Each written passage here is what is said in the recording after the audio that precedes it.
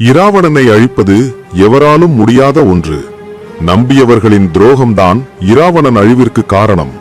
இராவணனின் உயிர் பற்றிய விஷயங்கள் அவரது தம்பியான விபீஷணனுக்கும் இராவணனின் மனைவியான மண்டோதரிக்குமே தெரியும். இராவணனின் உயிர் ரகசியம் அவருடைய தொப்புளில்தான் ஒளிந்திருக்கிறது என்றும் அவரை எந்த ஆயுதத்தாலும் அழிக்க முடியாது, மண்டோதரியின் பாதுகாப்பில் இருக்கும் மந்திர அம்பினால் மட்டுமே அழிக்க முடியும் என்றும் விபீஷணன் ராமரிடம் கூறிவிடுகிறார். இதை அறிந்து கொண்ட ராமர் அனுமனை அந்த மந்திர ஆயுதத்தை எப்படியாவது கொண்டு வர கட்டளையிடுகிறார்.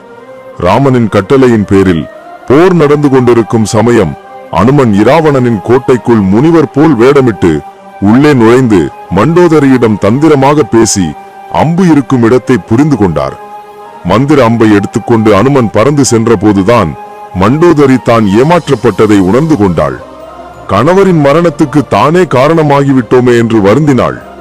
இராவணனின் உயிரற்ற உடலை பார்த்த மண்டோதரி அனுமனை பார்த்து, நீ யாருக்காக என்னை ஏமாற்றினாயோ அவர் ஒரு நாள் உன்னை விட்டு நிரந்தரமாக பிரிவார்.